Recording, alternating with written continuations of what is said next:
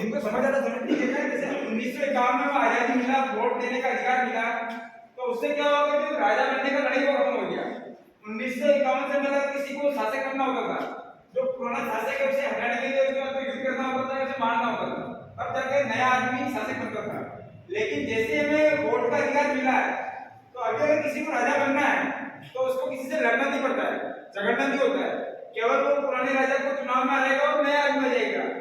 उसी तरह से वोट के अधिकार से हमारे लिए बहुत सारी सहूलियतें हो गई कि कोई काम करना हमें आसानी से काम मिल रहा है, हमारे डिमांड है कोई तो हम किसी भी व्यक्ति से कर सकते हैं, डिमांड सरकारी व्यक्ति से कि हमारा ये काम करो, क्योंकि उसे हमने चुना है, हमने लगाया है नौकरी पे काम करने के लिए। उसी तरह से मैं चाहता हूँ कि वोट वापसी का अधिकार मिले। वोट वापसी का अधिकार मिलने पर क्या होगा, जिसे हमने चुना है, अगर कोई व्यक्ति ढंग से काम नहीं कर रहा है या सरकार का काम हमें पसंद नहीं आ रहा है, तो हम उसे जो भी पद पे लगा हुआ आदमी है उसे हटाकर किसी दूसरे को लगा सकेंगे। तो ऐसा अधिकार मिलने से जो मौजूदा आदमी वो ढंग से काम करेगा। अभी आप देखते हैं कि आपकी सड़क टूटी हुई है, नल की लाइन में पानी नहीं आ रहा है, नाली टूटी है, या और भी कोई बिजली की समस्या है, उस समस्या के लिए जब भी आप किसी सरकारी ऑफिसर के विभाग में जाते हैं तो बार बार आपको चक्कर काटते हैं, मतलब बार बार घुमाते आपको, कल आना परसों आना, अभी वो साथ नहीं है, वो साथ नहीं, इससे घुमाएगा। क्योंकि उन लोगों को आपका कोई डर नहीं, भय नहीं आपसे, उनका नौकरी स्थायी है। लेकिन अगर वोट वापसी पासबुक लागू होगा, वोट वापसी का अधिकार लागू होगा, उसके बाद उनमें एक भय रहेगा हमेशा नागरिकों का कि अगर हमने इनके काम टाइम पे नहीं किए या हमने इनको बार बार घुमाया तो ये हमें नौकरी से निकाल सकते हैं और हमारी जगह किसी और को लगा सकते हैं। तो ऐसा होने से वो ढंग से काम करेंगे। और कोई भी सरकार का कायदा अगर आपको पसंद नहीं आ रहा है तो उसके लिए हम जनमत संग्रह करवा सकेंगे, रेफरेंडम, ताकि कोई जैसे सरकार ने कानून लगाया था बीच में लॉकडाउन का कि आपको घर में रहना है, अगर उस समय आपको पसंद नहीं आता वो कानून, अगर जनमत संग्रह की प्रक्रिया लागू होती उस टाइम पे, तो आप बोल सकते थे कि हमें ये कानून पसंद नहीं है, और मैक्सिमम लोग को पसंद नहीं था लॉकडाउन। लेकिन सरकार ने जबरदस्ती दिया कि आपको घर में रुकना है, क्योंकि हमेशा कोई भी बीमारी है वो दवा से और अच्छे खाने से ठीक होता है, घर में बैठने से कभी बीमारी ठीक हो नहीं सकता। ऐसा कोई भी मेडिकल प्रूफ नहीं है कि जिससे कोई घर में बैठा के आदमी ठीक करते बीमारी से। लेकिन गवर्नमेंट ने जबरदस्ती लोगों को घर में बैठा दिया, तो उससे और ज्यादा लोग बीमार हुए, ज्यादा मरे लोग। इसी तरह से बहुत सारे कानून सरकार थोप दिए हमारे ऊपर, जैसे जीएसटी लगाएगा टैक्स का एक, तो अब जीएसटी सारे लोग भरते हैं, जो भी आदमी खाना खाता है, चाय पीता है, बिस्किट खाता है, रोटी खाता है, चावल खाता है, उसको जीएसटी भरना ही भरना है, भले वो बिल ले या नहीं ले, पर जहां से वो सामान आएगा उस पर जीएसटी लग के आएगा। तो मैं चाहता हूं कि जीएसटी हटे, उसकी जगह जो खाली जमीनें पड़ी हुई है उन पर टैक्स आए। तो अधिकतर जो खाली जमीनें होती है वो बड़े व्यापारियों की है या राजनेताओं की है या सरकारी ऑफिसरों की होती है, तो उन पर टैक्स लगने से क्या होगा, जो आम आदमी सामान्य नागरिक है उनके ऊपर महंगी कम होगी। जैसे अभी आप अगर महीने का 10,000 खर्च करते हैं, उसमें से 2,000 सीधा जीएसटी में चला जाता है, आप अपने ऊपर केवल 8,000 खर्च करवाते हैं। लेकिन अगर जीएसटी कानून हट जाता है और रिक्त भूमि कर कानून लागू होता है, तो आपके 10,000 खर्च करोगे, 10,000 आपको खर्च होंगे, सरकार को उसमें से बहुत कम पैसे देने की आवश्यकता, आपके जो आवश्यक वस्तुएं हैं वो सस्ती हो जाएगी, जो भी आपको आइटम महंगे मिलते हैं। उसी तरह से अभी आप किसी के कोर्ट में मामला कर रहे हैं, कोर्ट केस, जिनका कोर्ट के अंदर केस चल रहा हो, केस होता है ना कोर्ट के अंदर मामला चलता है, मतलब अपराध किसी धारा में फंसे हो, तो आपने देखे होंगे कि वहां पे 5 साल 10 साल 20 साल तो घुमाएंगे कोर्ट के अंदर, मतलब आपको आगे जाके तारीख देंगे, पैसे को पैसे देते रहेंगे, अगली तारीख को आना, अगली तारीख को आना, तारीख देते रहते हैं।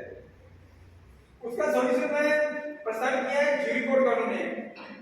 वो कानून अगर लागू होता है ज्यूरी कोर्ट वाला, तो पिछले 1 सप्ताह से 3 महीने में आ सकेंगे, मतलब 3 महीने में किसी आदमी को जेल में डालना है या छोड़ना है वो तय हो जाएगा। तो ऐसा होने से अपराध काफी कम होंगे। अभी क्या होता है, किसी आदमी ने कोई मर्डर किया है, वो 10 दिन जेल में गया, छोड़ देंगे उसको, वापस वो बाहर आके 1 मिनट और कर देगा, वापस 1 महीने जेल के वापस छोड़ देंगे उसको। तो ऐसा होने से बहुत बड़ा वो अपराधी बन जाता है, बड़ा गुंडा बन जाता है, बड़ा गुंडा, और फिर आसपास के लोगों को डरा के पैसा खींचता है। तो आप चाहते हैं कि सोसाइटी में ऐसे गुंडे नहीं बनते, तो ज्यूरी कोड कानून लागू करने की मांग करें अपने नेताओं से, सरकारों से, और इन कानूनों के आने से एकदम बदलाव आएगा। जैसे आपको सिंपल बदलाव में नोटबंदी हुआ था, मतलब 500 और 1000 के नोट सरकार बदलने के लिए बोला था। शाम को टीवी पे बोला था प्रधानमंत्री ने कि कल से आपके पुराने नोट नहीं चलेंगे, और सुबह ही लोग लाइन में लगे थे बैंकों के पास। सुबह 8 बजे जाके लोग लाइन में लग गए, क्योंकि वो प्रधानमंत्री ने कानून बना दिया था ऐसा, कल से आपके नोट। उसी तरह से जब भी कोई अच्छा कदम आता है तो एकदम बदलाव आता है सोसाइटी के अंदर, और उससे अपराध काफी तेजी से कम होता है। जितने जल्दी अच्छे कदम आते हैं उतना अपराध में कमी आती है और लोगों का बिजनेस बढ़ता है।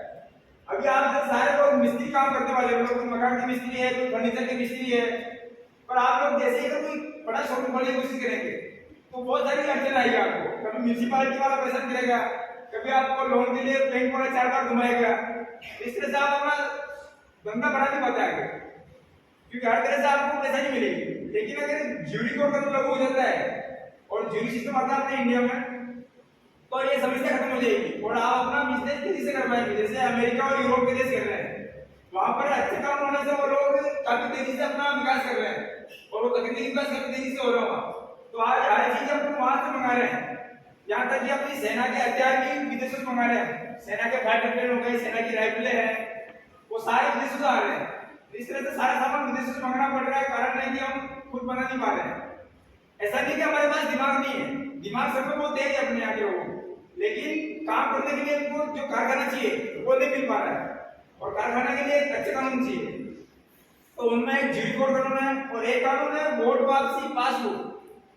तो वोट वापसी पासबुक से क्या होगा कि जो भी उस पासबुक के दायरे में आने वाले लोग होंगे, अगर उनका काम पसंद नहीं है नागरिकों को, मतदाताओं को, कर्मचारी या अधिकारी पसंद नहीं है, किसी भी दिन अपनी सहमति बदल सकेंगे।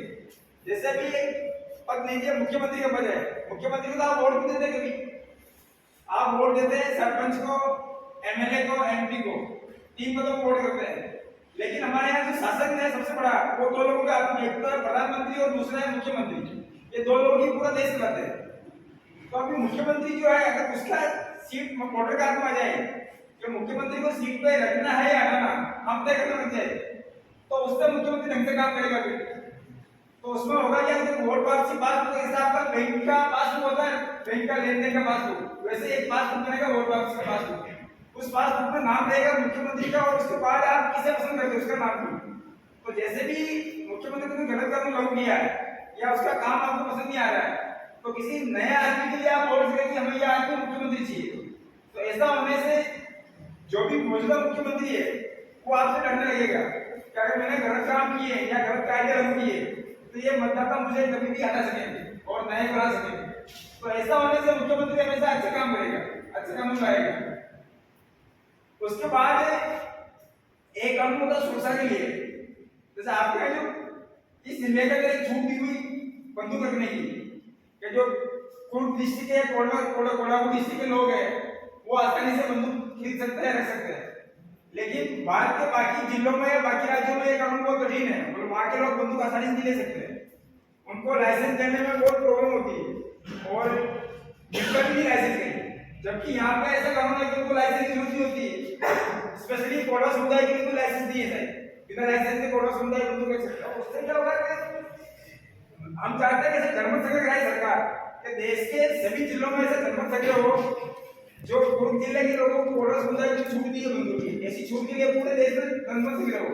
अगर वहां के लोग भी बोलते हैं हमें भी छूट चाहिए तो देनी चाहिए छूट, अगर वो मना करते हैं तो नहीं देनी चाहिए। तो